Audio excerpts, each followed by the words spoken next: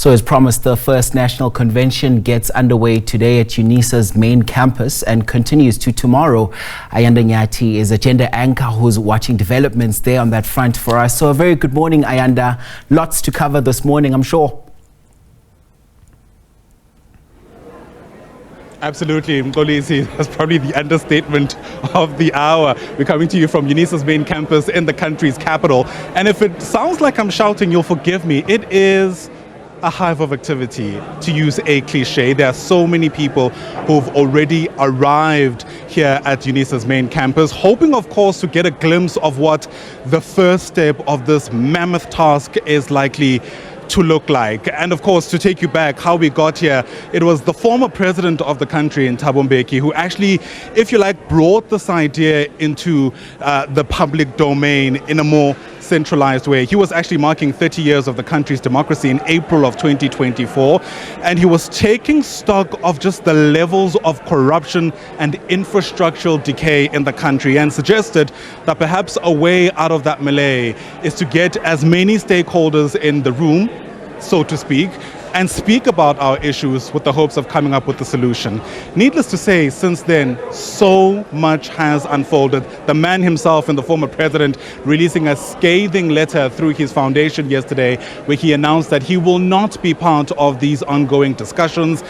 His foundation, as well as several others under the name of Steve Biko, the FW de Klerk Foundation, the Leah and Desmond Tutu Foundation, all saying that they don't really rubber stamp what's going on here today, and have cited a number of reasons, including those issues to do with funding, and they are concerned that this risks becoming a government initiative and won't be as citizen-led as they had hoped. It remains to be seen, of course, whether or not any of that criticism will affect what the presidency has said is a moving train. And moving, in fact, it is. We're expecting President Cyril Ramaphosa to arrive here at any moment now. According to the official program, he'll speak at around 11 o'clock, but we know how these things go. It might be a little later, perhaps a bit sooner than that. But in the interim, we're going to continue speaking to the different stakeholders represented here. We've spotted a number of eminent persons. Lindiwe Mazibuko has been here. Dr. John Kani was cracking a joke behind us just a short while ago. We also spotted the member of cabinet in Gwedeman Dashik, who we know, of course, is the Mineral and Petroleum Resources Minister. And so we're likely to keep seeing a whole lot more of those individuals crisscrossing the corridors here at UNISA in the lead up to the start of the official program at 9:30. Now, as I mentioned, not everybody is pleased with how we got here, and let's perhaps jump straight into those conversations as we continue taking stock of the different sentiments. Sitting with us here in our makeshift studio is Michelle Arendse. She's the High Commissioner Sores for Busman Kwe. The cultural organization is Tam Kwakwe. Michelle, it's lovely to see you. Thank you so much for your patience and for your time. Thank you very much for the opportunity. My name is High Commissioner Sores. We are representing today the First Nation, the first indigenous people of Southern Africa. We are here to lay out our concerns regarding what our country has come to. The 30 years of democracy has not been an easy way and an easy path for us as the first indigenous people, as the Khoi in the Sun. Today we are here to speak out for what is our rights in our role that we are playing in this country's democracy as we are here 30 years later. In the negotiations of CODESA, we never heard what was our role or what was decided for us in the CODESA negotiations. And we are here to ask the government what will be the way forward for us as the first indigenous people of South Africa, as the people that is the owners of the soil of this country. We have certain communities that is lacking in lots of resources, right. and we are trying to come to this part in this dialogue to see what is the reason for us why we cannot come to the point of letting our recognition, the process of our self-identification and the self-governance of the first indigenous people of South Africa as the Khoi in San. Thank you. Thank you very much for those opening remarks. Hopefully we can have a conversation about what you reckon the way forward looks like from here on. Is it clear in your mind, Michelle, what we're here to do? What we are here to do, we were not invited here. We were given by a well-wisher opportunity to come as a delegation. There's a lot of other leadership that was supposed to be here from our constituencies that is not here. Leadership with a lot of input that I can give. But I think let us first create this platform, and if we can see how we can take it to the next level.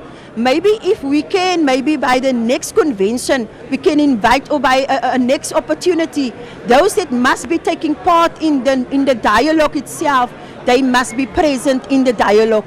Yeah, there are so many views about whether or not there's even a need for a dialogue. I know a part of the criticism is that, frankly, we all know what the problems are. We don't need to discuss the problems anymore. I wonder where you stand insofar as that line of thinking is concerned.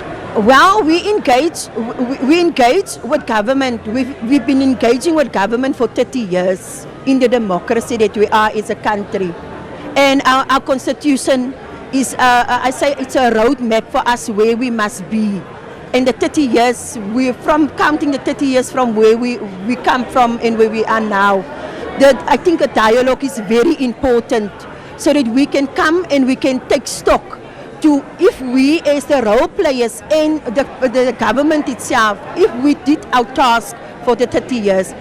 But I also think that as you mentioned, the foundations, that is the most important people, that is the role players in this dialogue supposed to be, they are not here. And I think we must try to engage with that foundations, because that foundations was the people that sit in the Kudesa and they made decisions for our country. And if you look at the 30 years after, that decisions hasn't been coming to what it was supposed to be done for 30 years now. Yeah, absolutely. And as you're speaking, Michelle, we're actually seeing a number of government officials arrive. I was able to spot a short while ago the electricity minister, part of cabinet, of course. I made mention earlier on of Gwede Mantashe, who is the mineral and resources minister, also here. I imagine several others will also arrive. And it's my very roundabout way of asking the following question.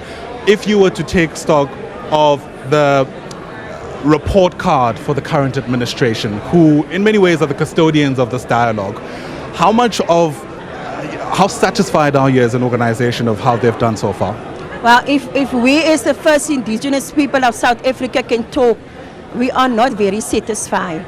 We are left behind. We are the forgotten people. We are still classified under apartheid name that is called the colored. And if we would have given that opportunity, I cannot blame, I'm not going to blame anybody, but I think there needs to be more proper engagement, not from the departments, but from the ministers itself, and not only on a provincial but come to the communities. That is very important, the communities that is left behind. And government has done, in a way, a good job. But for the first indigenous people of South Africa, which is the Khoisan, there's a big lack of resources, a lack of stuff that needs still to be done, talks that needs to take place regarding the identity and the role that we as the first indigenous people plays in the South Africa. And the past, the history of the first indigenous people, which is the Khoisan, is forgotten. Right. And we are trying to come back to what it is and what it was and the role that we played. Yeah, you speak about identity, which is so closely linked to issues to do with land. I can see the land reform minister there interacting with some other senior members of both the ANC and of the government. Velenkosini Hlabisa, cooperative governance minister, speaking to Dr. Gwen Ramokgopa, senior leader of the ANC. Let's circle back to the issues around the identity issue, as we also are told the Mpumalanga Premier has arrived. There's Mandla Ndlovu, who of course is also represented here. There are going to be delegations, by the way, from all over the country, represented in some ways through the provincial leadership, and this is, I suppose, just a case in point, and I imagine we're going to see a whole lot more of those leaders throughout the course of the day. But Michelle, to go back to our discussion around identity, it feels to me that, more than 3 decades into our democracy, there are still so many hurdles to cross over insofar as making sure that there is that cohesion that was spoken about at the dawn of democracy. I mean, just recently, a sitting minister was involved in let's call it a racial storm about the K word that he used several years ago. and he's come up to mount his own defense by that. And as things go in this country, there are people who will support him and people calling for his resignation. As an organization, how well do you reckon we've done in making sure that, in fact, we continue engaging with people who don't look like us? Well, South Africa is a diversity and a diversity of country and race and racial groupings. And due to us being a diversity, a country with so much cultural background, it is very important. And I think what we must do, we must try to educate each culture and each traditional and each constituency. They need to educate, and they must not forget the history of South Africa. Youth nowadays, they're not taught, not being taught the true history of South Africa. We, as the first indigenous people of South Africa, which is the Khoisan, we know where we were and what role we played in this country. But looking back, everything didn't start at 1912. What about before 1912? Before 1912, there also was a genocide happening to a certain race of people, which is the first indigenous people, the Khoisan. If we can go back and we teach the youth of today, and we teach them the true history and where we are now, and embrace one another into what our racial classifications is now. And we are more than 13. Currently, we are more than, it is more than 13 different groupings in South Africa. And we need the youth to understand where we fit in each grouping by its own identity. But let us not forget the history of South Africa. It did not start at 1912. There was a history before that. And through that history, that is the most essence of this country and where we are today. And by that, we must move forward. The youth must take it to the next generation. We are lacking education, and we must try to engage. We must try to engage with us as different groupings, and we must try to embrace one another, because we're not embracing the different cultures by different groupings. That is the why there is so much disrespect towards one another, as we see what happened now a week ago. Right. And that is what we say, the youth needs to be educated. Thank you. All right, Michelle Arendse, thank you so much for your insights and for speaking to us today. I think it's important, of course, to make sure that we capture the sentiments of everyone who calls this country home. So really do appreciate it. Michelle Arendse, the High Commissioner Sores for Busman Kwe under the Kamkwa Kwe cultural grouping. All right, so there you have it. Just one of the several voices represented here at UNISA's main campus. The, of course, room is full with so many individuals. There you see on your screen, Public Protector Advocate Koleka Galeka walking in, part or in fact the leader of just one of several Chapter 9 institutions in the country that too are constitutionally mandated to ensure that people in this country feel that they belong and in fact have the promise of the Constitution reflected in the material conditions of their own lives.